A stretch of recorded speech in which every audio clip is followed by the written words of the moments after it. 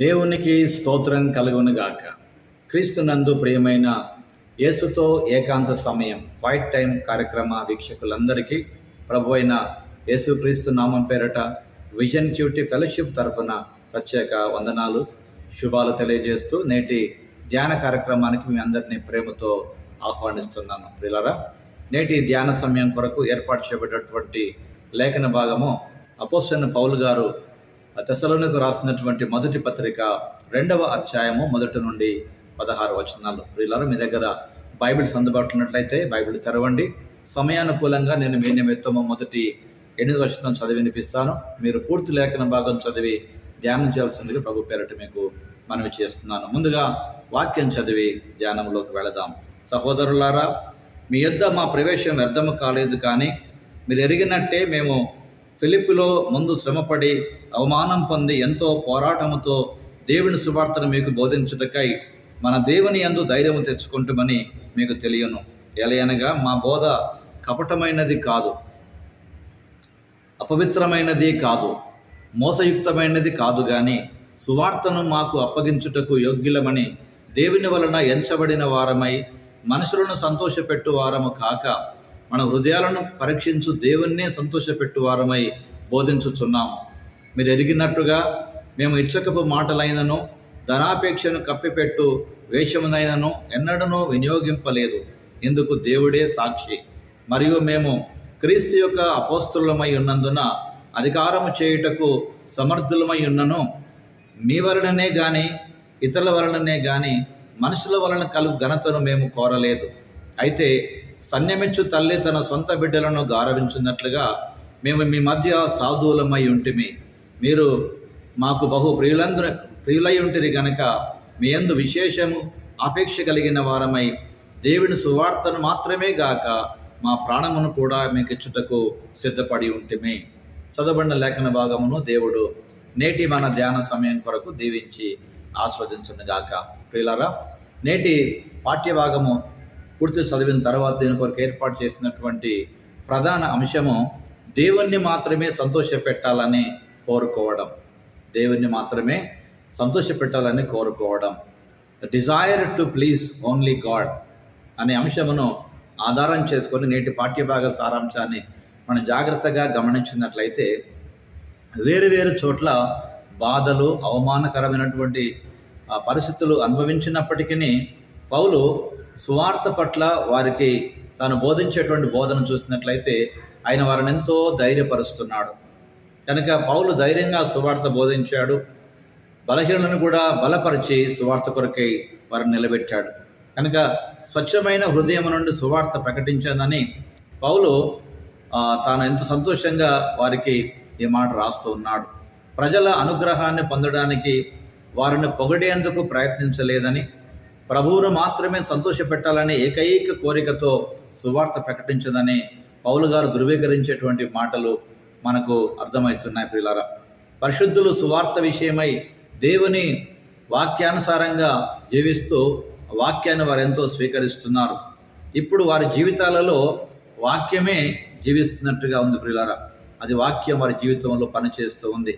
కాబట్టి అతడు పడినటువంటి శ్రమ వారి సువార్త కొరకు, వారి రక్షణ కొరకు వ్యర్థము కాలేదని పౌలు చాలా సంతోషిస్తూ దేవుడు వారిని హింసించేటువంటి వారిని, అనగా సువార్త పేరట మనం ముందుకెళ్ళినప్పుడు మనల్ని హింసించేటువంటి వారిని ఖచ్చితంగా వారికి దేవుడు తీర్పు తీరుస్తాడని హామీ ఇవ్వడం ద్వారా పౌలు వారిని ప్రోత్సహిస్తున్నాడు. ఇది ఈ పాఠ్యభాగ సారాంశం. ప్రియులారా, ఇందులో ప్రధానంగా దేవుడు మనకు నేర్పే పాఠాన్ని గమనించినట్లయితే పౌలు పరిశుద్ధులను ఒక తల్లి హృదయముతో, చాలా కోమలత్వముతో పెంచి తండ్రి హృదయపు మార్గదర్శకత్వముతో వారికి బోధించాడు. వారి కొరకు తన ప్రాణాన్ని అర్పించడానికి కూడా సిద్ధముగా ఉన్నాడని ఆయన వారికి ప్రకటించాడు. మరి ప్రేమను గుర్తించినటువంటి పౌలు గారు అంత గొప్ప సేవ తెస్సలోనికీయులకు చేసినట్టుగా మనం అర్థం చేసుకోవచ్చు. ప్రియులారా, కాబట్టి హింసను సహించి వారిని విశ్వాసములో స్థిరులుగా నిలబడాలని కూడా పౌలు గారు కోరుతున్నారు ఈ భాగంలో. ఇందులో పౌలు క్రీస్తు ప్రేమించే లేక క్రీస్తు ఇచ్చేటువంటి క్రమశిక్షణ చాలా ప్రత్యేకంగా ఉంటుందని, ఆ విధంగా ఇతరులను మనము వారు పెట్టేటువంటి బాధలను భరిస్తూనే భయముతో మనము సువార్త కొరకు రాజీ పడకూడదు, కానీ సువార్తను బోధించే విషయంలో మనం ఎంతో ఓపికతో బదులుగా తోటి విశ్వాసులకు సలహాలు సరైన సూచనలను అందిస్తూ ప్రేమతో సత్యాన్ని ప్రకటించాలని మాట్లాడాలని పౌలు గారు కోరుతున్నాడు ఈ పాఠ్య భాగంలో. వీళ్ళ ఇందులో ప్రధానంగా 13వ వచనాన్ని మనం గమనించినట్లయితే, తెసలోనికైలు తమ సందేశాన్ని మనుషుని వాక్యమని కాకుండా దేవుని వాక్యమని స్వీకరించారు కనుక పౌలు నిరంతరము కృతజ్ఞత తెలుపుతున్నాడు ఈ చక్కటి అభిప్రాయమును బట్టి. నేటి పాఠ్యభాగ ప్రియులారా, నిజంగా తెసలోనిక సంఘస్థులు ఎంతో చురుకుగా పాల్గొన్నారు దేవుని సువార్తలో. కష్టాలు భరించడానికి పౌలు వారిని సిద్ధం చేసినట్టుగా ఈ లేఖనంలో గమనిస్తున్నాం. కనుక నేటి పాఠ్యభాగంలో పాల్పొందుతున్న ప్రియ సహోదరి సహోదరుడా, నిజంగా దేవుని సువార్త కొరకు నువ్వు ఎప్పుడైనా శ్రమపడ్డావా? బాధ, కష్టము, హింస కలిగినప్పుడు నిజంగా ప్రభును మహిమపరచగలిగావా? లేదా నీ జీవితంలో ఈ సువార్తకు మాదిరికరంగా బ్రతకలేక వెనుకబడిపోయావేమో?